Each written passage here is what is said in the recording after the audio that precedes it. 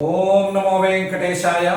अजित तेजोधारक अजित लोकाधारक गोविंद गोविंद। भ्रूभंग विक्षोभण मात्रजन्य भूम्यंबु तेजोंबर वायु संघम भूदेव मुख्यार्चनतस्तु तुष्टं भूश्री समेतं प्रणमामि भूमौ అని అతులిత కరుణా వరుణాలయుడైన శ్రీనివాస పరమాత్మని భక్తిగా నమస్కరించుకుంటూ శ్రీ శుక్రవారం ఉపదేశం చేసిన శ్రీమద్ భాగవతం యొక్క అధ్యయన కార్యక్రమాన్ని మనం ప్రారంభించుకుందాము. యథాప్రకారం ప్రార్థనా శ్లోకాలు సంకల్ప వాక్యాలు చదువుకుని మంగళాచరణం చేసుకుందాం. శ్రీ గణేశ ప్రార్థన. మాతామహ మహాశైలం మహస్తదపితామహం కారణం జగతాం వందే కంఠాదుపరివారణం. श्री गुरु प्रार्थना.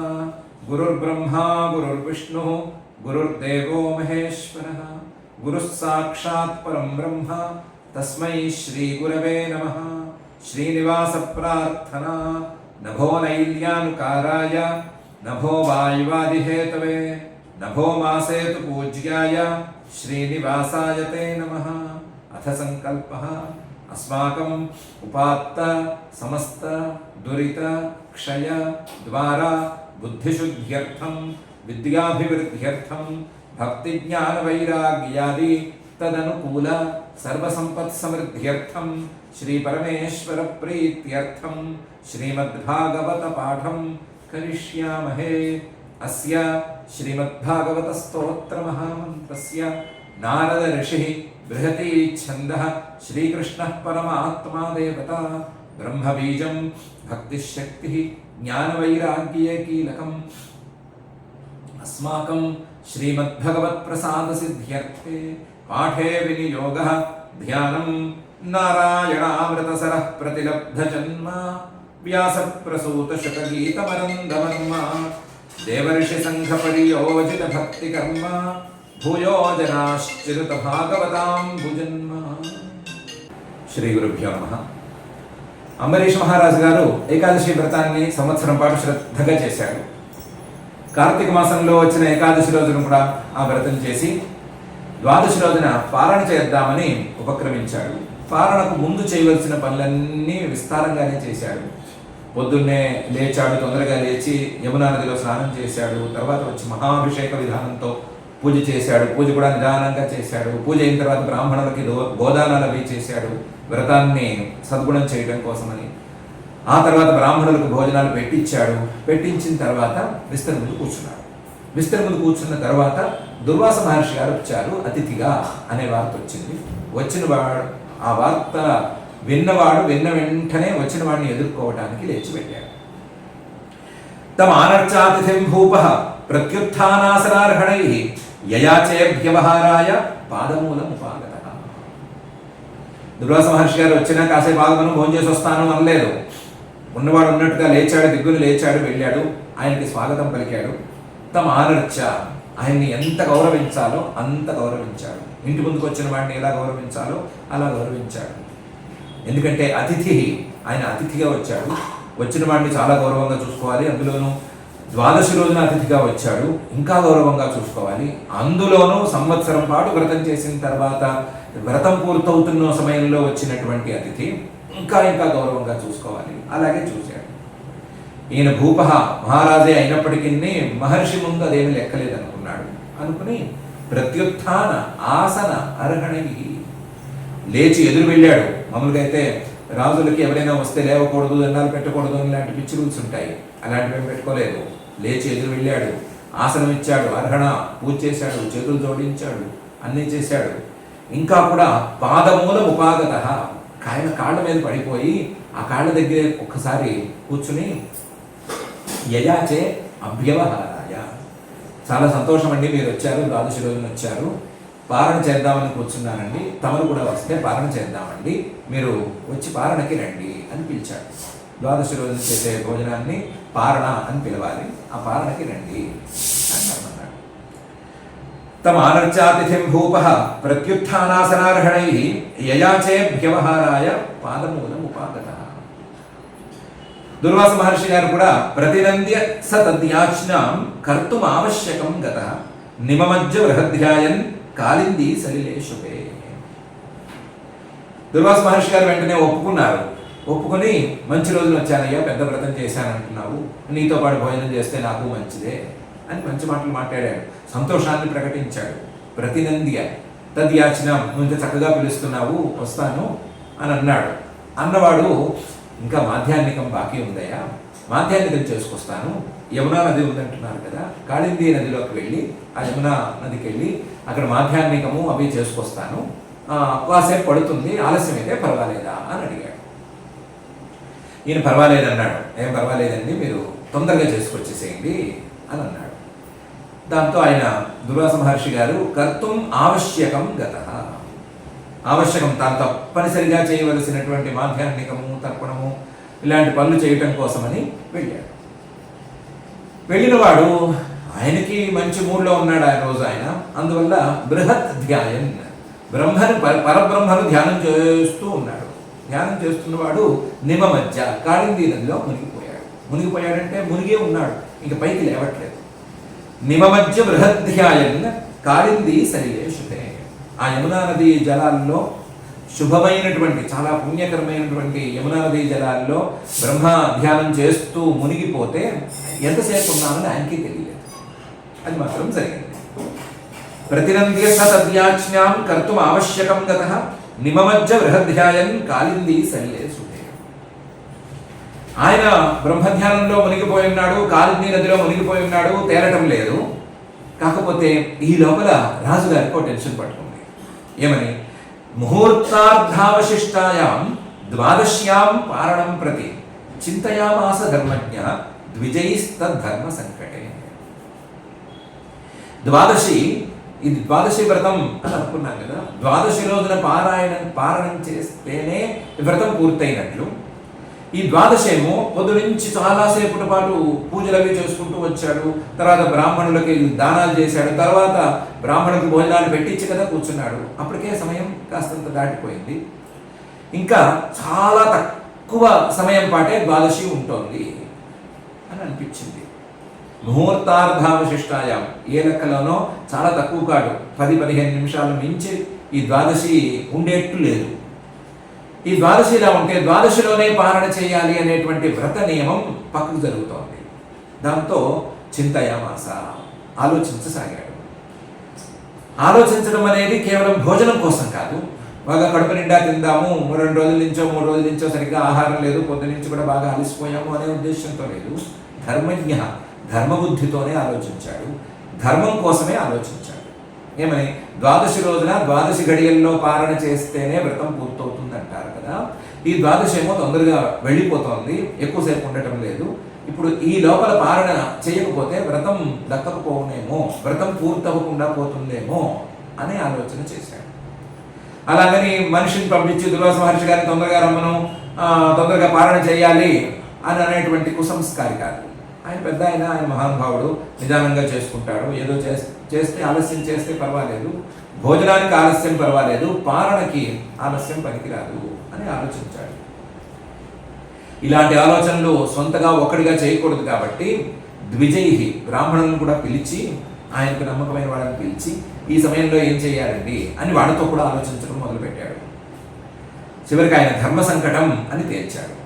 ధర్మ సంకటం, చాలా పెద్ద ధర్మ సంకటం వచ్చింది అని తెలుసుకున్నాడు.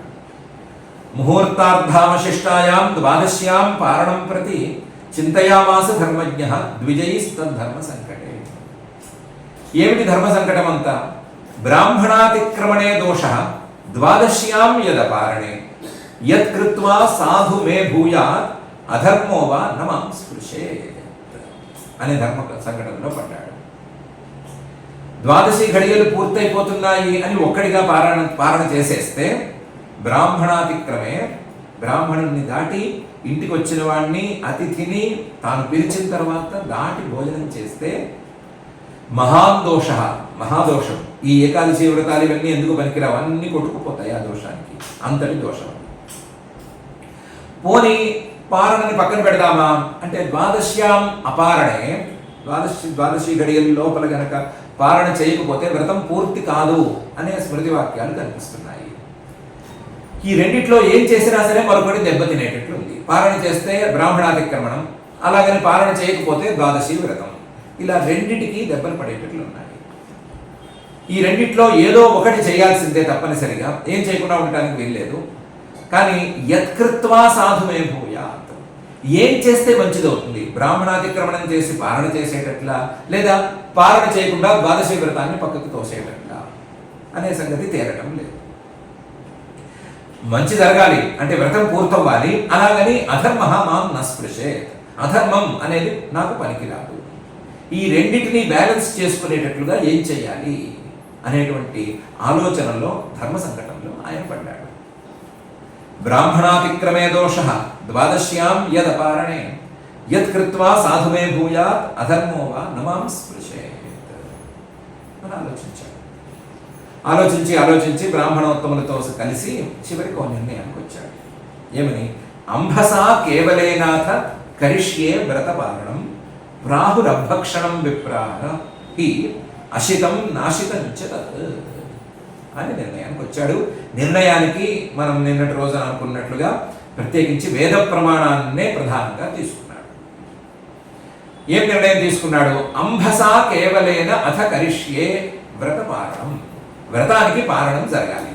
పాలనం అంటే ఇంటేక్ కదా, ఇంతసేపు కనీసం నీళ్లు కూడా లోపలికి వెళ్ళలేదు కదా, కాబట్టి వ్రతపాలనం కింద అంభసా కరిష్యే, నీళ్లు లోపలికి తీసుకుంటాను.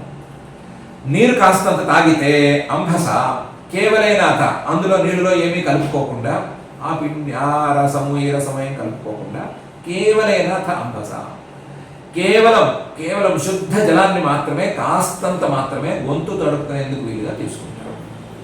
ఇది కూడా గొంతు తడుపుకోవడం కోసం కాదు, వ్రతపాలనం కోసం. అంభస కేవలేన అథ కరిష్యే వ్రతపాలనం. ఇది చేస్తే ఏమవుతుందంటే యత్కృత్వా సాధుమే పూజ అవుతుంది, వ్రతపాలనం అనేది పూర్తవుతుంది.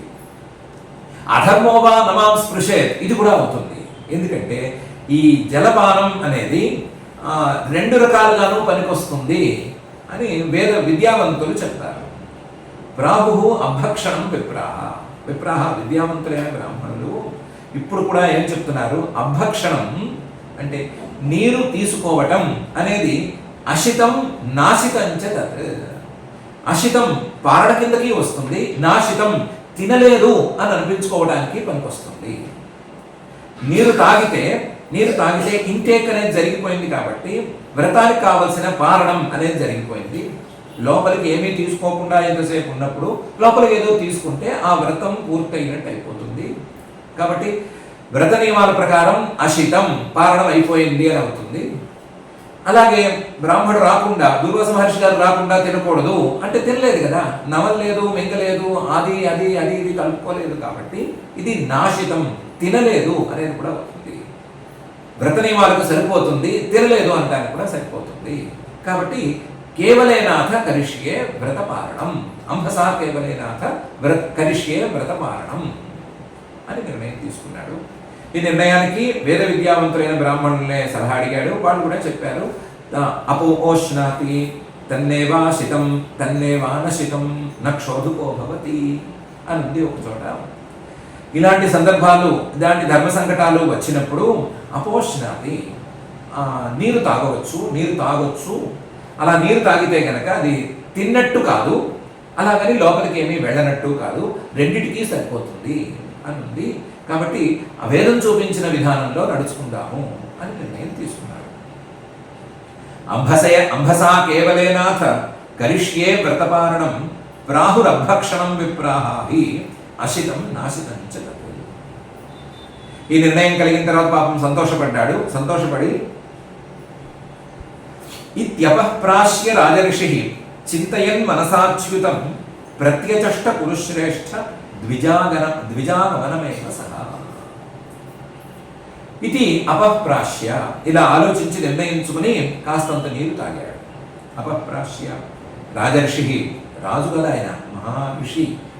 ఎలాంటి ఋషి అంటే తాను తినటం మీద ఆయనకి ఏం ధ్యాస లేదు, కేవలం ధర్మలోపం భయంతోనే కనీసం లోపలికి మంచినీళ్ళు తాగటం అనే పనైనా చేస్తున్నాడు. అలాంటి వాడు. అందువల్ల చింతయన్, చేయవలసిన పని చేసేసి వ్రతం పూర్తయింది అని అనుకుని చింతయన్ మనసా అచ్యుతం, అచ్యుతుడైనటువంటి పరమాత్మనే మనసులో చింతన చేసుకుంటూ అచ్యుత అచ్యుత అని అనుకుంటూ లోపల ప్రత్యచష్ట ద్విజాగమనం. దుర్వాస మహర్షి గారు ఎంత ఆలస్యమైనా పర్వాలేదు, ఆయన అన్నీ చేసుకుని వస్తే, ఆయన అన్ని కాలాలన్నీ పూర్తి చేసుకొస్తే ఆయనతో పాటు పాలన చెయ్యాలి అని అనుకుని కూర్చున్నాడు. ఎదురు చూస్తూ ఉన్నాడు. ప్రత్యచష్ట ద్విజాగమనమేవ. బ్రాహ్మణ రావటం ఏంటి, దుర్వాస మహర్షి గారు రావటం ఏంటి, పాలన చేయటం ఏంటి అన్నట్లు కూర్చున్నాడు. ఇంకేమీ వేరే పని పెట్టుకోలేదు. కురుశ్రేష్ఠ, కురువులలో శ్రేష్ఠుడైనటువంటి పరీక్షిత్తు, మీరు ఎలాగైతే అతిథి కోసం ఎదురు చూసేవారో, మీ తాతగారు ధర్మరాజు గారు ఎలాగైతే అతిథి సేవలవన్నీ చేసేవారో, మీ వంశంలో వారు ఎలాగైతే చేసేవారో, అలాగే ఈయన కూడా అతిథి కోసం ఎదురు చూస్తూ కూర్చున్నాడు. ద్విజాగమనమేవ సహ ఇత్యపప్రాశ్య రాజర్షి చింతయన్ మనసాచ్యుతం ప్రత్యచష్ట కురుశ్రేష్ఠ ద్విజాగమనమేవ సహ. ఎంతసేపు గడిచిందో తెలియదు. నదిలో మునిగిన ఆయన దుర్వాస మహర్షి గారికి బ్రహ్మధ్యానం ఎప్పటికి పూర్తయిందో తెలియదు. పైకి లేచాడు. లేచా సంధ్యావందనాలు, మాధ్యానికాలు, తర్పణాలు ఏం చేసుకోవాలో అది పూర్తి చేసుకున్నాడు. చేసుకున్నవాడు బయటకు వచ్చాడు రాజుగారి దగ్గరికి వచ్చాడు. దుర్వాసాః యమునాకూలాత్ కృతావశ్యక ఆగతః రాజ్ఞాభినందితస్తస్య బుబుధే చేష్టితం ధియా. దుర్వాస మహర్షి గారు యమునాకూలాత్, యమునా నదీ తీరంలో కాసేపు పేని అనుష్ఠానం వచ్చాడు. కృతావశ్యక, చేయవలసినవన్నీ చేసుకుని వచ్చాడు, ఏం మిగుల్చుకోలేదు. ఆగత, వెనక్కి తిరిగి వచ్చాడు. చేతిలో నీళ్లు పట్టుకుని రావాలి, అలా నీళ్లు పట్టుకుని వచ్చాడు. రాజ్ఞా అభినందిత, రాజుగారు వస్తూనే మళ్ళీ మనం నవమోహం చేసుకుని, అయ్యా అంతా అయిందండి, ఏమీ ఆలస్యం లేదు కదండి, సంతోషం అండి మీరు వచ్చారు, మీలాంటి వారు వస్తే వ్రతం పూర్తయినట్టు ఉంటుందండి అని మంచి మాటలు, సంతోషకరమైన మాటలు మాట్లాడుతున్నారు. రాజ్ఞా అభినందిత. దుర్వాస మహర్షి గారు ఒకసారి చూసి, ఏంటిది ఇంత ఆలస్యం చేశాను కదా, కాస్త మొహం మార్చుకుని ఉండాలి, లేదా కనీసం నీరసించైనా ఉండాలి, రోజల్లా మంచినీళ్ళు తాక్క మరుసటి రోజు కూడా మంచినీళ్ళు తాకపోతే కనీసం నీరసించి ఉండాలి, ఏంటి నీరసం లేదు, పైగా సంతోషంగానే ఉన్నాడు ఏంటి అని ఒకసారి చూశాడు. దివ్య దృష్టితో ఆలోచించాడు. చూస్తే బుబుధే చేష్టితం తస్య, ఈయన ఏం చేశాడో అది కనిపించింది. ఏం చేశాడు? మంచినీళ్ళు తాగాడు.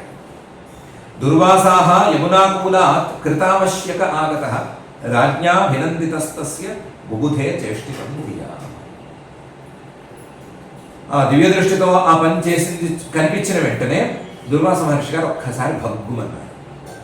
మన్యునా ప్రచలద్గాత్రః భృకుటీ కుటిలాననః బుభుక్షితశ్చ సుతరాం కృతాంజలిమభాషత. మన్యునా ప్రచలద్గాత్రః, ఆ కోపానికి మొత్తం ఒళ్ళంతా వణికిపోతోంది, మొత్తం కంపించిపోతున్నాడు దుర్వాస మహర్షి గారు. భృకుటీ కుటిలాననః, ఆయన కనుబొమ్మలు రెండు ముడివేసి భయంకరంగా పెట్టి, చాలా కోపం వస్తే వచ్చేట్లుగా పెట్టాడు. చూడడానికి అందరికీ భయం వేసేస్తోంది. భృకుటీ కుటిలాననః అలా తయారైపోయాడు. దీనికి తోడు దుర్వాస మహర్షి గారికి ఈ కోపమే కాకుండా ఆకలి అనేటువంటి వేడి కూడా పుట్టింది. ఆయన కూడా పాపం ఏకాదశి వ్రతం చేసి వచ్చిన వాడే కదా, ఆయన నియమాలని దాటేవాడేం కాడు కదా. ఆయన ఏకాదశి రోజు శుద్ధోపవాసం ఉన్నాడు, ఆయన ఆకలితోనే ఉన్నాడు. దాంతో ఆ ఆకలితో మండిపోతూ ఈ కోపము ఆకలి మంట రెండు కలిగేసరికి కోపంగా అంబరీష్ మహారాజు గారితో మాట్లాడుతున్నాడు. ఆయన బుభుక్షితశ్చ సుతరాం, ఈయన ఎలా ఉన్నా సరే అంబరీష్ మహారాజు గారు మాత్రం కృతాంజలి, రెండు చేతులు జోడించి, అయ్యా ఏదో తప్పైపోయింది, ఆలస్యమైపోయింది, మీరు రండి కూర్చోండి, మనం పాలన అయిన తర్వాత మాట్లాడుకుందాము అని మెల్లగా వినయంగా మాట్లాడుతున్నాడు, చేతులు జోడించి మాట్లాడుతున్నాడు. అయినా సరే ఈ దుర్వాస మహర్షి గారి కోపం తగ్గలేదు. తగ్గక కోపంగా ఆయనతో మాట్లాడాడు. మన్యునా ప్రచలద్గాత్రః భృకుటీ కుటిలాననః బుభుక్షితశ్చ సుతరాం కృతాంజలిమభాషత. ఏమని మాట్లాడాడు? ఎవరితో మాట్లాడాడు అంటే, రాజుగారితో మాట్లాడదామని అనుకున్నాడు, కానీ రాజుగారితో మాట్లాడబుద్ధి కాలేదు. ఆయన్ని అవమానం చేద్దామని అనిపించింది. అందుకని అక్కడ ఉన్న సభాసదులతో కలిసి మాట్లాడాడు, సభాసదుల్ని చూసి మాట్లాడాడు. అహో అస్య నృశంసస్య శ్రియోన్మత్తస్య పశ్యత ధర్మ వ్యతిక్రమం విష్ణోః అభక్తస్య ఈశమానినః.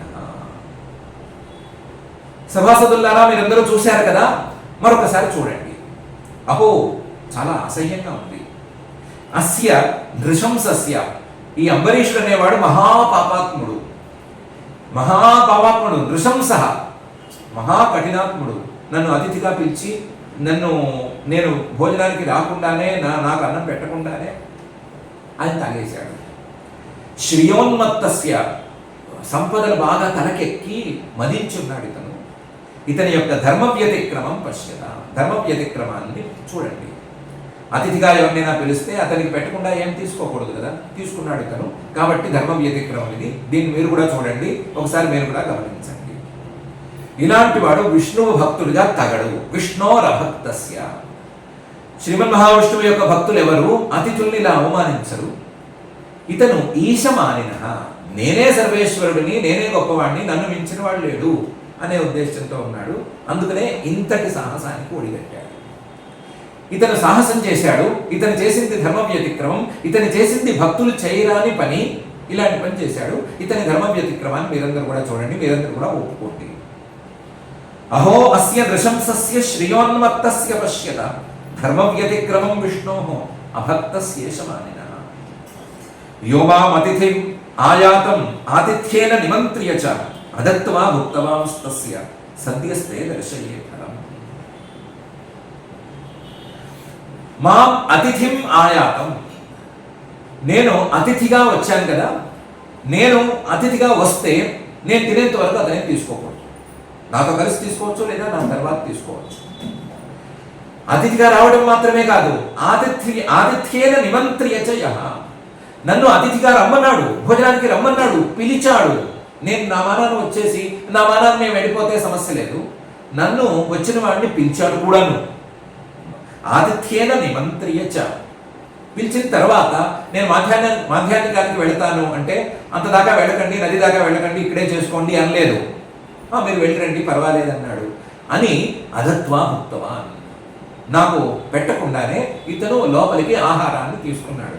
అది నీరా పాలా మరొకట నాకు అనవసరం. తీసుకున్నాడా లేదా, పారణ చేశాడా లేదా, పారణ చేసి వ్రతం పూర్తయింది అనుకున్నాడా లేదా, అనుకున్నాడంటే లోపలికి తీసుకున్నట్టే. అదే పారణ అయితే గనక నేను రాకుండానే, నాకు పెట్టకుండానే ఇతను తీసుకున్నట్లు. అదత్వా భుక్తవాన్ స్తస్య, ఈ ధర్మ వ్యతిక్రమాన్ని మీరు ఎలా శిక్షిస్తారో చెప్పండి అని అడిగాడు. ఎవరేం మాట్లాడతారు?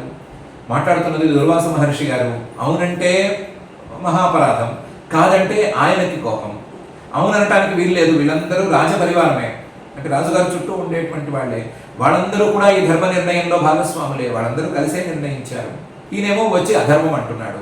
కాదందామా అవునందామా, అవునంటే ఒక తంట, కాదంటే మరొక తంట. దుర్వాస మహర్షి గారితో మాట్లాడి నెగ్గుకు రాగలిగిన దమ్ము ఎవరికీ లేదు. అందుకని అందరూ సైలెంట్గా ఉన్నారు. సైలెంట్గా ఉంటే దుర్వాస మహర్షి గారికి ఇంకా కోపం పెరిగింది. మీరెవరూ మాట్లాడట్లేదు, ఈ ధర్మ వ్యతిక్రమాన్ని ఎవరూ ఖండించడం లేదు, అందువల్ల నేనే సద్యస్తే దర్శయే ఫలం, నేనే ఇతనికి ఈ ధర్మ వ్యతిక్రమానికి వెంటనే ఇప్పటికిప్పుడు ఫలితాన్ని చూపిస్తాను, ఇప్పటికిప్పుడు ఇతన్ని శిక్షించేస్తాను అని అన్నాడు. యోమాం అతిథిమాయాతం ఆతిథ్యేన నిమంత్ర్య చ అదత్వా భుక్తవాంస్తస్య సద్యస్తే దర్శయే ఫలం. అన్నవాడు అన్నట్లుగా ఏవం బ్రువాణ ఉత్కృత్య జటాం రోష విదీపితః తయా స నిర్మమే తస్మై కృత్యాం కాలానలోపమా.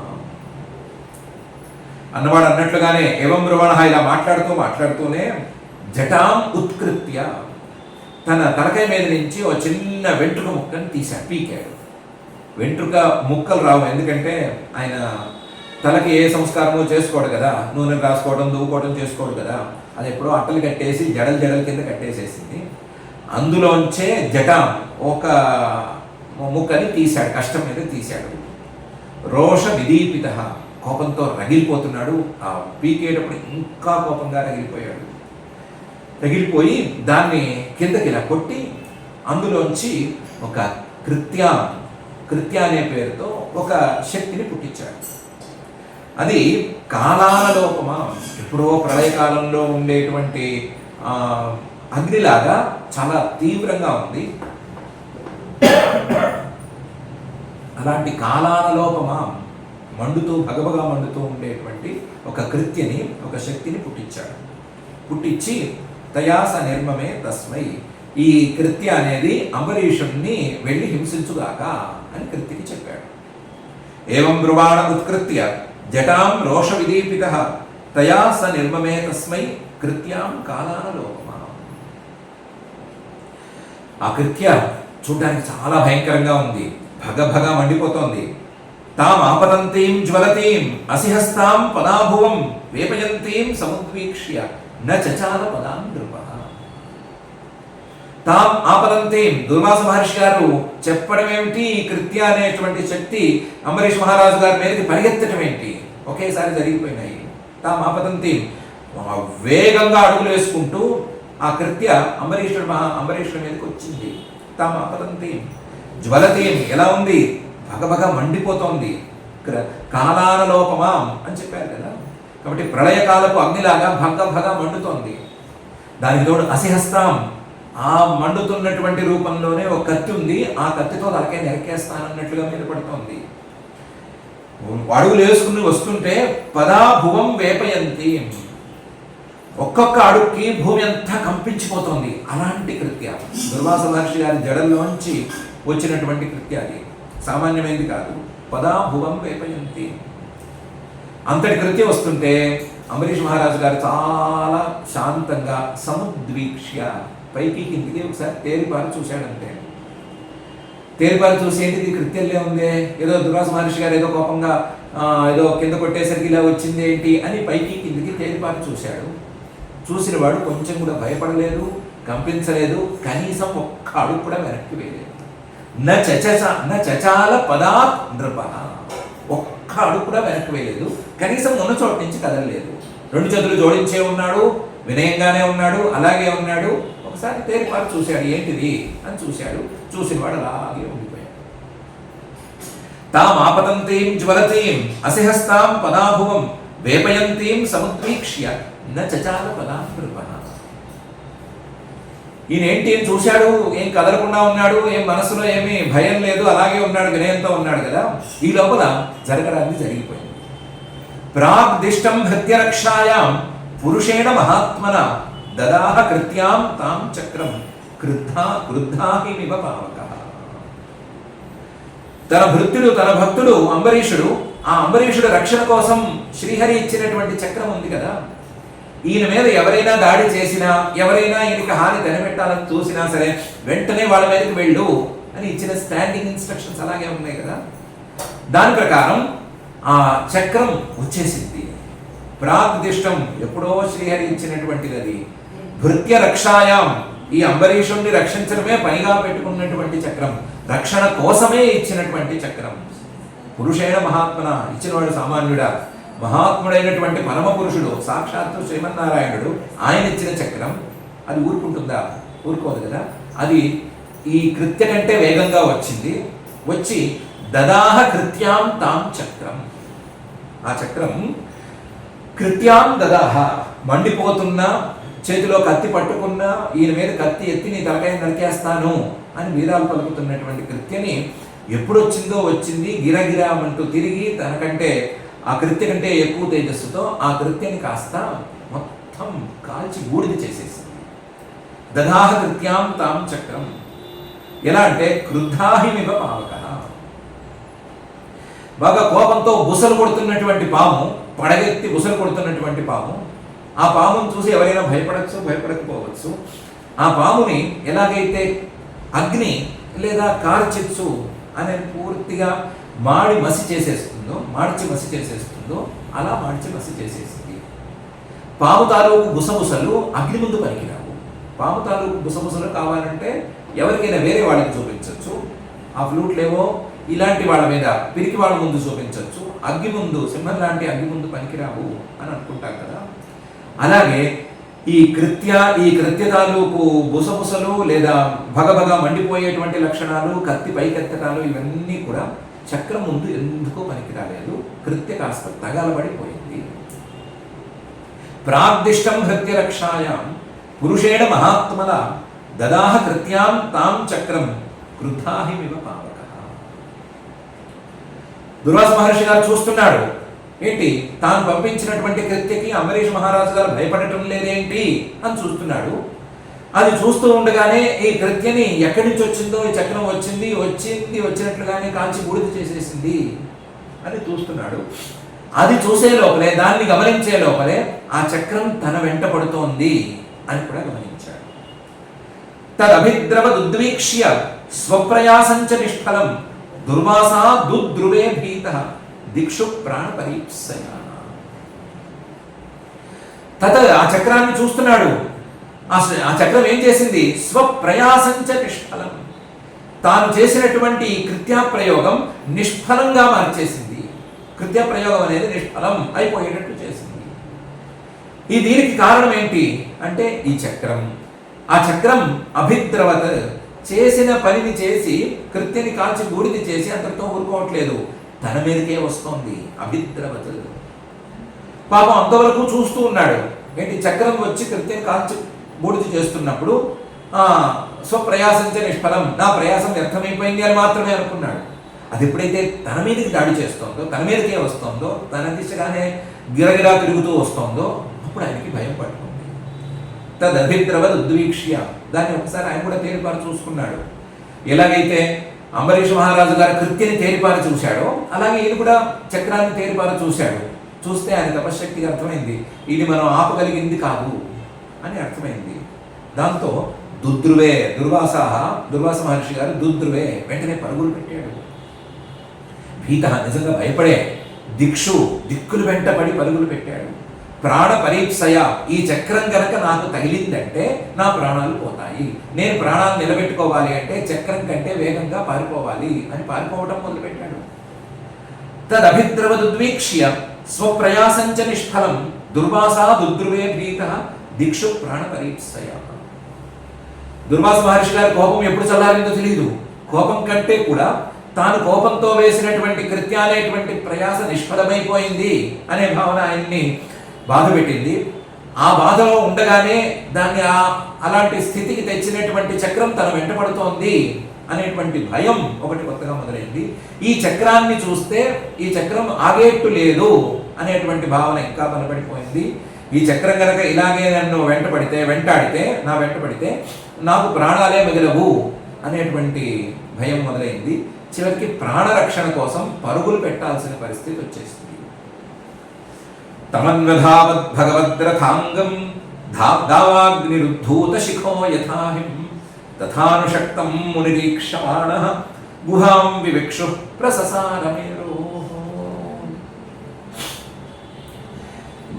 ఈయన దుర్వాస మహర్షి గారు ఏమనుకుని పరుగులు పెట్టినా, ఎంత భయంతో పరుగులు పెట్టినా తమన్వధావద్ భగవద్రథాంగం, భగవంతుడి యొక్క చక్రం అది దుర్వాస మహర్షి గారిని వెంటాడుతూనే ఉంది. తమన్వధావత్, ఆయన ఎక్కడికి పరుగులు పెడితే అక్కడికి వెంటబడి పరుగులు పెడుతూనే ఉంది. భగవద్రథాంగం. చూడ్డానికి ఆ సీన్ ఎలా ఉందంటే దావాగ్నిరుద్ధూత శిఖో యథాహిం. ఓ అడవి, పెద్ద అడవి, అడవిలో పెద్ద కార్చిచ్చు వచ్చింది. ఆ కార్చిచ్చును తప్పించుకోవడానికి ఒక పాము ఏదో మెలికలు పడుతూ ప్రయాసపడుతూ పాకుతూ వేగంగా వెళ్ళిపోతుంది. కార్చిచ్చు ఆ పామును మింగటానిక అన్నట్లుగా వేగంగా అటువైపుకే వస్తుంది. దావాగ్ని, పెద్ద కార్చిచ్చు, ఉద్ధూత శిఖ, దాని నాలుకలు ఎంతో పైకి ఉన్నాయి. అలాంటి కార్చిచ్చు, బాగా మండుతున్నటువంటి వేసవి కాలంలో ఎండు కట్టెలు బాగా ఉన్న అడవిలో మండుతున్నటువంటి కార్చిచ్చు. శిఖ అహిం, పాముని ఎలాగైతే వెంటాడుతుందో, పాము తాలూకు బలం కానీ దాని తాలూకు వేగంగా వెళ్ళేటువంటి గుణం కానీ కార్చిచ్చు ముందు ఎలాగైతే పనికి రాకుండా పోతాయో, అలాగే దుర్వాస మహర్షి గారి వేగం కానీ పరిగెత్తగలిగినటువంటి సామర్థ్యం కానీ ఈ చక్రం ముందు ఎందుకో పనికి రాలేదు. కార్చిచ్చు పామును వెంటాడుతున్నట్లుగా ఉంది. సుదర్శన చక్రం దుర్వాస మహర్షి గారిని వెంటాడటం అనేది. తథానుషక్తం, ఇది ఎప్పటికీ నన్ను వదలదు అని దుర్వాస మహర్షి గారు నిర్ణయం తీసుకున్నారు. ఎట్లాగైనా సరే దీన్ని తప్పించుకోవాలి అని అనుకున్నారు. దానికోసం ముని ఆలోచన చేశారు. ఈక్షమాణ, ఆలోచించాడు ఎక్కడెక్కడ దీన్ని తప్పించుకుని దాక్కోవచ్చు మనం అని అనుకున్నాడు. పర్వతాల వెంట పరిగెత్తాడు, నదుల వెంట పరిగెత్తాడు, సముద్రాల వెంట పరిగెత్తాడు. ఎక్కడికి వెళ్ళినా సరే ఏం లాభం లేదు. చివరికి గుహాం వివిక్షు ప్రససార మేరోహో, మేరు పర్వతం తాలూకు గుహల్లోకి వెళ్ళి దాక్కుంటే ఇక ఇది రాదేమో అనుకుని అక్కడికి వెళ్ళాడు. అక్కడికి వెళ్తే అంటుకునే ఉంది, దాని తాలూకు సెగలు ఈయనకి తగులుతూనే ఉన్నాయి అనే పరిస్థితి వచ్చింది. మేరు పర్వతం తాలూకు శిఖరం దాకా, గుహల దాకా వెళ్ళినా సరే ఆ చక్రం దుర్వాస మహర్షి గారిని విడిచిపెట్టలేదు. తమన్వధావత్ భగవద్రథాంగం దావాగ్నిరుద్ధూత శిఖో యథాహిం తథానుషక్తం మునిరీక్షమాణః గుహాం వివిక్షు ప్రససారమేరో. దాంతో ఇంతకుముందు తిరిగిందైనా సరే మళ్ళీ ఇంకొకసారి అక్కడికి ఇక్కడికి పరిగెత్తి చూశాడు. దిశో నభః క్ష్మాం వివరాన్ సముద్రాన్ లోకాన్ సపాలాంస్త్రిదివం గతస్సః యతో యతో ధావతి తత్ర తత్ర సుదర్శనం దుష్ప్రసహం దదర్శ. దిశ ఏ దిక్కుకెళ్తే ఇది రాదు అని అనుకుని అన్ని దిక్కుల్ని ట్రై చేసి చూశాడు. ఏం లాభం లేదు. నభః ఆకాశంలో, అనంతమైన ఆకాశంలో ఎగురుకుంటూ చూశాడు. ఏమీ లాభం లేదు. క్ష్మాం భూమి మీదే అక్కడ ఇక్కడ నక్కి నక్కి వెళ్దామని చూశాడు. వివరాన్ చివరికి పాతాళ లోకాల్లో కూడా వెళ్ళాడు. ఎక్కడికి వెళ్ళినా సుదర్శనం అనేది చొచ్చుకొచ్చేస్తోంది. సముద్రాన్ సముద్రం లోపలికి వెళ్తే, నీళ్ళు ఎక్కువగా ఉండే చోటుకి వెళ్తే సుదర్శన చక్రం తాలూకు మంటలు తాకవు కదా అని అనుకున్నాడు. ఏమి లాభం లేదు. సముద్రానికి సముద్రం అలాగే ఉంది, దీని వేడిగానే ఉంది. లోకాన్ ఇంకా భూమి ఆకాశం ఇవన్నీ కాదు అని అక్కడక్కడ ఉండేటువంటి లోకాలకు వెళ్ళాడు, ఆయా లోకాలకు వెళ్ళాడు. సపాలాన్ ఆ లోకంలో ఉండేటువంటి లోకపాలకుల్ని శరణు చొచ్చాడు, నన్ను ఎలాగైనా రక్షించండి అని. వాడు ఆముదం పూసుకున్న వాడు పూసుకున్నట్టు ఉన్నారు. ఎవ్వరూ రక్షిస్తామని మాట లేదు. అయ్యా మీరు ఇక్కడి నుంచి వెళ్ళండి, ఈ వేడి మేము తట్టుకోలేకపోతున్నాము అని అనేశారు. త్రిదివం గతస్సః చివరికి స్వర్గానికి కూడా వెళ్ళాడు, ఇంద్రుడి దగ్గరకు కూడా వెళ్ళాడు. ఇంద్రుడు కూడా అయ్యా స్వామి ఇది మా వల్ల అయ్యే పని కాదు, మీరు బయలుదేరండి అని పంపించేసేసాడు. దానికంటే ఇంద్రుడు పంపించడం, లోకపాలకులు పంపించడం అనేది కాదు విషయం. యతో యతో ధావతి తత్ర తత్ర ఎక్కడికి పరిగెత్తినా సరే ఈ సుదర్శనం అనేది కనిపిస్తోంది.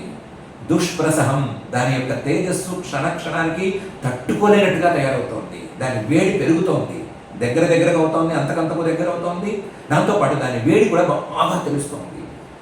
దుష్ప్రసహం దదర్శ ఇది మీదకి వచ్చేయటమే, తన తేజస్సులో నన్ను మాడి చేయటమే ఏదో జరుగుతుంది అనే భయం క్షణానికి ఇది పెరుగుతోంది. అలా దగ్గరకు వస్తోంది సుదర్శనం. ఈయన లోకాలకు వెళ్ళిన కొద్దీ అది మీద పడుతోంది. ఏ లోకానికి వెళితే ఆ లోకానికి వస్తోంది. ఈ పై లోకాలకు వెళ్లే కొద్దీ దగ్గర అవుతోందే తప్ప దాని ప్రభావం ఏమీ తగ్గడం లేదు. దిశో నభః క్ష్మాం వివరాన్ సముద్రాన్ లోకాన్ సపాలాన్ త్రిదివం గతస్సః యతో యతో ధావతి తత్ర తత్ర సుదర్శనం దుష్ప్రసహం దదర్శ. అలబ్ధనాథస్స యదా కుతశ్చిత్ సంత్రస్త చిత్తో రణమేషమాణః దేవం విరించం సమగాద్విధాతః త్రాహ్యాత్మయోనే జితతేజసో మాం. అలబ్ధనాథ ఈయన అసలు రక్షించేవాడు లేడు, రక్షించేందుకు నాథుడు లేడు. అలబ్ధనాథ సయదా ఇది ఎక్కడికి వెళ్ళినా సరే, ఎక్కడికి వెళ్ళినా ఏ సమయంలోనైనా ఇదే పరిస్థితి అనేది ఎప్పుడైతే తెలుసుకున్నాడో, కుతశ్చిత్ నాకు అసలు ఏ వైపు నుంచి శరణం అనేది లేదు అనే మాట నిర్ణయించుకున్నాడు. సంత్రస్త చిత్త బాగా భయపడిపోయాడు. ఆయన మనసంతా కూడా భయమే నిండిపోయింది. నాకు ఎలాగోలా ఈ చక్ర ప్రభావం నుంచి కాపాడే ఆశ్రయం ఒకటి కావాలి అనే భావన పెరిగింది. అరణం ఏషమాణ కేవలం నాకు శరణం ఎవరొకటి ఇస్తే చాలు, ఈ చక్ర ప్రభావాన్ని తగ్గిస్తే చాలు అనేటువంటి ఆలోచనతో నిండిపోయాడు. ఏం ఉపయోగం? ఎవరికి వాళ్ళు ఆముదం పూసుకున్నారు, మా వల్ల కాదంటే మా వల్ల కాదంటున్నారు. ఎవరికి వాళ్ళు మీరు ఇక్కడి నుంచి వెళితే కానీ మాకు వేడి తప్పదు అని అంటున్నారు. దాంతో ఇవి ఇలా అలా కాదు అని బ్రహ్మలోకానికి వెళ్ళి బ్రహ్మగారినే శరణ వేడదామని దేవం విరించం సౌదాత్ బ్రహ్మగారి దగ్గరికి వెళ్ళిపోయాడు. బ్రహ్మలోకం దాకా వెళ్ళిపోయాడు. విధాత వెళ్ళినవాడు వెళ్ళినట్టుగా విధాత బ్రహ్మగారు త్రాహి నన్ను రక్షించు, ఆత్మయోనే ఓ ఆత్మసంభవ నన్ను సంరక్షించు, అజిత తేజస మాం అజితుడైనటువంటి శ్రీహరి యొక్క తేజస్సు ఈ సుదర్శన చక్రం, ఆ చక్రం తాలూకు వేడి నేను భరించలేకపోతున్నాను, అది నన్ను తగలబెట్టేయడానికి వచ్చేస్తోంది, నా ప్రాణాలను తీయడానికి వచ్చేస్తోంది, నన్ను ఎలాగైనా రక్షించు అని గట్టిగా అరుచుకుంటూ వెళ్ళాడు. అలబ్ధనాథ సయదా కుతశ్చిత్ సంత్రస్త చిత్తో రణమేషమాణః దేవం విరించం సమగా విధాతః త్రాహ్యాత్మయోనే జిత తేజసో మాం. ఈయన అలా అరుచుకుంటూ పెడగొబ్బలు పెట్టుకుంటూ బ్రహ్మలోకానికి వెళ్తే బ్రహ్మగారు నింపాదిగా 2 మాటలు చెప్పి పంపించేశారు. ఏమని చెప్పారు? బ్రహ్మోవాచ స్థానం మదీయం సహ విశ్వమేతత్ క్రీడావసానే ద్విపరార్థ సంజ్ఞే భ్రూభంగమాత్రేణ హి సందిధక్షో కాలాత్మనో యస్య తిరో భవిష్యతి అని మొదటి మాట చెప్పాడు. నాయన, నువ్వేదో నన్ను శరణు వచ్చావు, నా దగ్గరికి వచ్చావు, సంతోషం. కానీ స్థానం మదీయం. నువ్వు ఏ బ్రహ్మలోకానికి వచ్చి ఇక్కడికి వస్తే సుదర్శన చక్రం తాలూకు ప్రభావం ఉండదు అని అనుకుంటున్నావో, ఈ నా స్థానం మదీయం. సహ విశ్వమేతత్, ఈ విశ్వంతో సహా ఎప్పుడో ఒకప్పుడు పోయేదే నాయన. అది ఎప్పుడు పోతుంది అంటే క్రీడావసానే. ఈ స్థానాన్ని, ఈ విశ్వం మొత్తాన్ని సృష్టి చేసినటువంటి పరమాత్మ ఇంకా ఆట చాలు అని అనుకున్నప్పుడు పోతుంది. ఎప్పుడంటే ఎప్పుడు పడితే అప్పుడు ఆయన ఆట చాలనుకోడు. ద్విపరార్థ సంజ్ఞే, నాకంటూ ఒక ఆయుస్సు పెట్టాడు, 250 అని ఆయుస్సు పెట్టాడు. ఆ ఆయుస్సు పూర్తయిన వెంటనే క్రీడావసానం, ఆట చాలు అని అనుకుంటాడు. అనుకున్న వెంటనే అయిపోతుంది. ఇలాగా భ్రూభంగమాత్రేణ, ఆయన కనుబొమ్మలు ఒక్కసారి ముడి వేస్తే చాలు. ముడి కూడా వేయక్కర్లేదు, మామూలుగా పెట్టుకున్న కనుబొమ్మల్ని కొంచెం కదిలిస్తే చాలు. భ్రూభంగ, కనుబొమ్మలు కదిలితే చాలు, ఆయనకి అవ్వాల్సిన పని అయిపోతుంది. సందిధక్షో, మొత్తం నా లోకంతో సహా అంతా విశ్వమంతా కూడా కాలి బూడిదైపోతుంది. సందిధక్షో, ఆయన ఎప్పుడైనా ఒకసారి దీన్ని ఇంకా కాల్చేద్దాము, కొత్త మొక్కను మలిపించేద్దాము అని అనుకుంటే, కాల్చేద్దామని అనుకున్న వెంటనే ఆయన భ్రూ అంటే కనుబొమ్మల్లో చిన్న తేడా వస్తుంది. ఇలా కదిలించాడా పని అయిపోతుంది. ఆయన కాలాత్మ, కాలస్వరూపుడు. ఎప్పుడు నా కాలం పూర్తయింది, ఎప్పుడు నన్ను కాల్చేసి మళ్ళీ కొత్త సృష్టిని మొదలు పెట్టాలి, ఎంతవరకు మధ్యలో గ్యాప్ ఇవ్వాలి, ఇవన్నీ ఆయన చేతిలోనే ఉన్నాయి.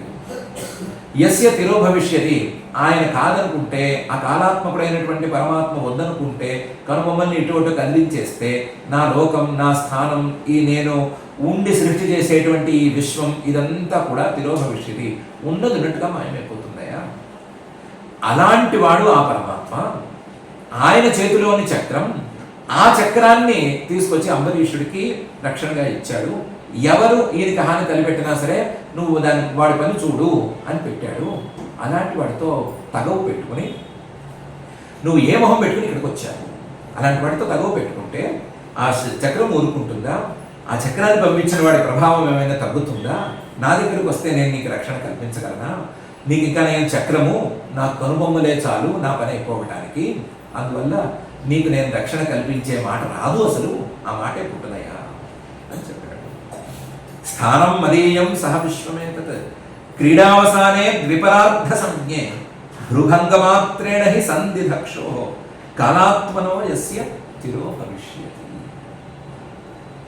అహం భవో దక్ష భృగు ప్రధానాః ప్రజేష భూతేష సురేష ముఖ్యాః సర్వే వయం యన్నియమం ప్రపన్నాః మూర్ధ్న్యర్పితం లోకహితం వహామః అని రెండో మాట కూడా చెప్పాడు.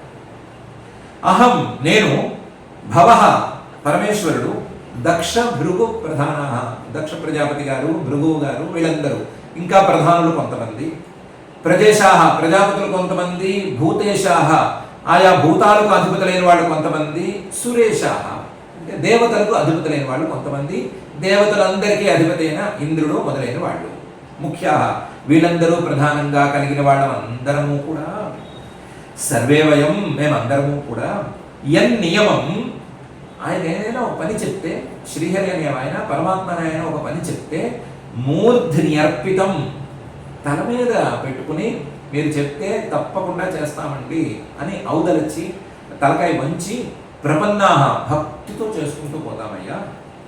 లోకహితం, ఆయన ఎప్పుడు లోకాన్ని అహితం చెప్పడు, లోకానికి హితమే చెప్తాడు.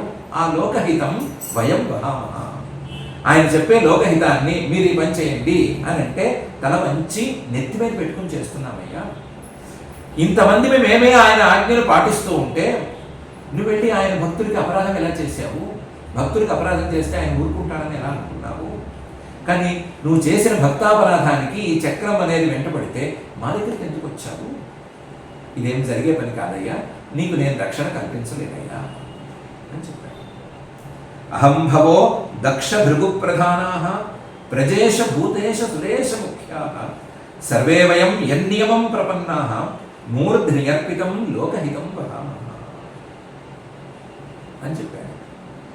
బ్రహ్మగారు నింపాదిగా ఈ రెండు మాటలు చెప్పేసరికి దుర్వాస మహర్షి గారికి ఇంకా టెన్షన్ పట్టుకుంది. దాంతో ప్రత్యాఖ్యాతో విరించేన విష్ణు చక్రోపతాపిత దుర్వాసా శరణం యాత శర్వం కైలాసవాసిన.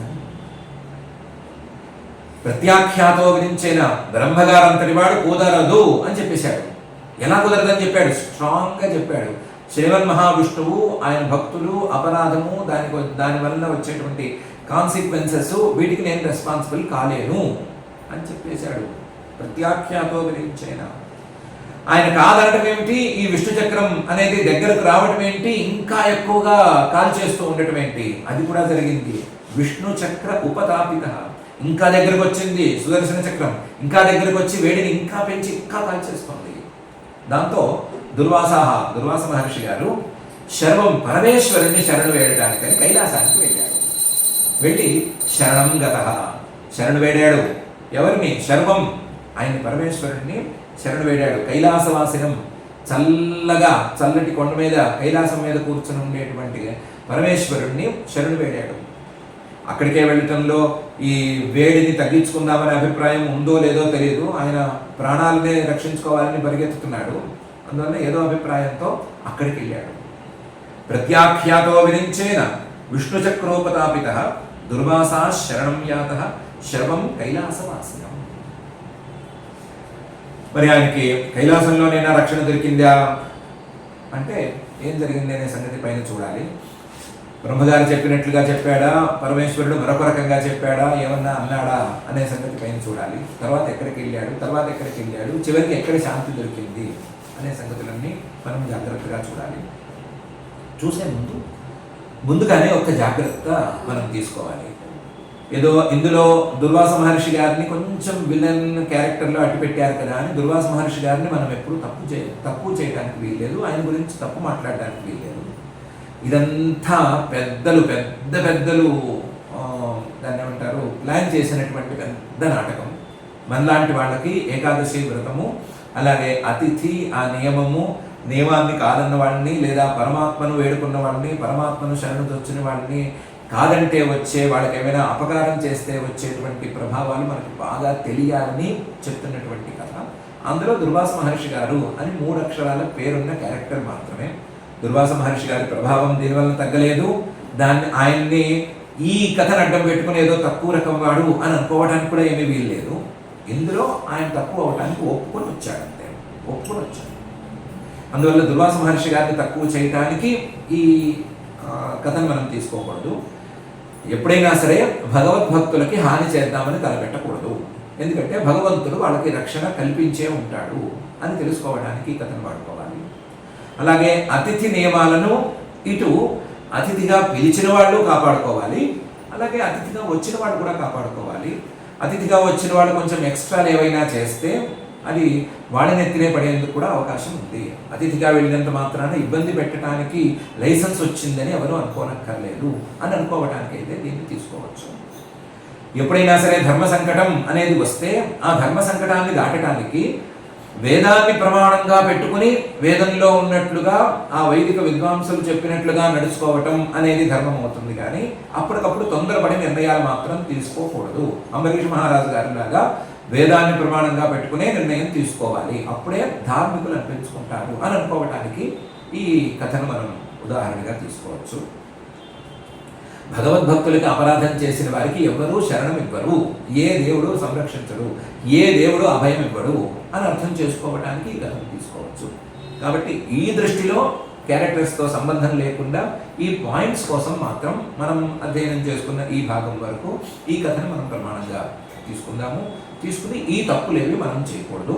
మనకేమైనా ధర్మ సంకటం వస్తే వేదం అనేదే ప్రమాణము, వేదము శాస్త్రము అదే ప్రమాణము. మనం పొరపాటును కూడా అతిథిగా వెళ్ళినప్పుడు ఎక్స్ట్రా చేయకూడదు, అతిథుల్ని పిలిచినప్పుడు కూడా తప్పులు చేయకూడదు. అదేవిధంగా భగవద్భక్తులకి వాళ్ళకి హాని తలపెట్టాలని అనుకోకూడదు అని నిర్ణయించుకున్నాము. మనల్ని అలాగే నడిపించవలసిందిగా అతులిత కరుణా వరుణాలు వేడినటువంటి శ్రీనివాస పరమాత్మను భక్తిగా ప్రార్థించుకున్నాము. ఆ ప్రార్థనతో ఈ శ్లోకాల పారాయణ కార్యక్రమం చేసుకున్నాం.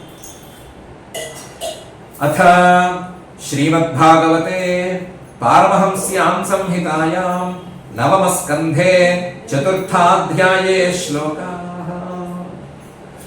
तमानर्चातिथिं भूपः प्रत्युत्थानासनार्हणैः ययाचेभ्यवहाराय पादमूलमुपागतः प्रतिनन्द्यत् स तद्याच्ञां कर्तुमावश्यकं गतः निममज्ज बृहद्ध्यायन् कालिन्दी सलिले शुभे मुहूर्तार्धावशिष्टायां द्वादश्यां पारणं प्रति चिन्तयामास धर्मज्ञः द्विजैस्तद्धर्मसङ्कटे ब्राह्मणातिक्रमे दोषः द्वादश्यां यदपारणे यत्कृत्वा साधु मे भूयात् अधर्मो वा न मां स्पृशेत् अम्भसा केवलेनाथ करिष्ये व्रतपारणम् प्राहुरभक्षणं विप्राः ह्यशितन्नाशितं च तत् इत्यपःप्राश्य राजर्षिः चिन्तयन् मनसाच्युतं प्रत्यचष्टकुरुश्रेष्ठ द्विजागमनमेव सः दुर्वासा यमुनाकूलात् कृतावश्यक आगतः राज्ञाभिनन्दितस्तस्य बुबुधे चेष्टितं धिया मन्युना प्रचलद्गात्रः भ्रुकुटीकुटिलाननः बुभुक्षितश्च सुतरां कृताञ्जलिमभाषत अहो अस्य नृशंसस्य श्रियोन्मत्तस्य पश्यत धर्मव्यतिक्रमं विष्णोः अभक्तस्येष मानिनः यो मामतिथिमायातम् आतिथ्येन निमन्त्र्य च अदत्त्वा भुक्तवांस्तस्य सद्यस्ते दर्शये फलम् एवं ब्रुवाण उत्कृत्य जटां रोषविदीपितः तया स निर्ममे तस्मै कृत्यां कालानलोपमाम् तामापतन्तीं ज्वलतीम् असि हस्तां पदाभुवम् वेपयन्तीं समुद्वीक्ष्य न च चालपदान् नृपः प्राग्दिष्टं हृत्य रक्षायां पुरुषेण महात्मना ददाह कृत्यां तां चक्रं क्रुद्धा हिमिव पावकः तदभिद्रवदुद्वीक्ष्य स्वप्रयासं च निष्फलम् दुर्वासा दुद्रुवे भीतः दिक्षु प्राणपरीप्सया तमन्वधावद्भगवद्रथाङ्गम् दावाग्निरुद्धूतशिखो यथाहिम् तथानुशक्तं मुनिरीक्षमाणः गुहां विविक्षुः प्रससारमेरोः दिशो नभः क्ष्मां विवरान् समुद्रान् लोकान् सपालां त्रिदिवं गतः सः यतो यतो धावति तत्र तत्र सुदर्शनं दुष्प्रसहं ददर्श अलब्धनाथः स यदा कुतश्चित् सन्त्रस्तचित्तो रणमेषमाणः देवं विरिञ्चं समगाद्विधातः त्राह्यात्मयोने जिततेजसो माम् ब्रह्मोवाच स्थानं मदीयं सह विश्वमेतत् क्रीडावसाने द्विपरार्धसंज्ञे भ्रूभङ्गमात्रेण हि सन्दिधक्षोः కాలాత్మనో యస్య తిరో భవిష్యతి. అహం భవో దక్ష భృగు ప్రధానాః ప్రజేష భూతేష సురేష ముఖ్యాః సర్వే వయం యన్నియమం ప్రపన్నాః మూర్ధ్న్యర్పితం లోకహితం వహామః. ప్రత్యాఖ్యాతో విరించేన విష్ణుచక్రోపతాపితః దుర్వాసాః శరణం యాతః శర్వం కైలాసవాసినం. ఇది శ్రీమద్భాగవతే పారమహంస్యాం సంహితాయాం నవమస్కంధే చతుర్థాధ్యాయే శ్లోకాః. అథ క్షమా ప్రార్థనా యదక్షరపదభ్రష్టం మాత్రాహీనం చ యద్భవేత్ తత్సర్వం క్షమ్యతాం దేవ నారాయణ నమోస్తుతే. అథ భగవత్సమర్పణం కాయేన వాచా మనసేంద్రియైర్వా బుద్ధ్యాత్మనా వా ప్రకృతే స్వభావాత్ కరోమి యద్యత్ సకలం పరస్మై నారాయణాయేతి సమర్పయామి. అథ లోకక్షేమ ప్రార్థనా సర్వే భవంతు సుఖినః సర్వే సంతు నిరామయాః సర్వే భద్రాణి పశ్యంతు మా కశ్చిద్ దుఃఖభాగ్ భవేత్. అథ మంగళం శ్రియః కాంతాయ కళ్యాణ నిధయే నిధయేర్థినాం శ్రీవేంకటనివాసాయ శ్రీనివాసాయ మంగళం.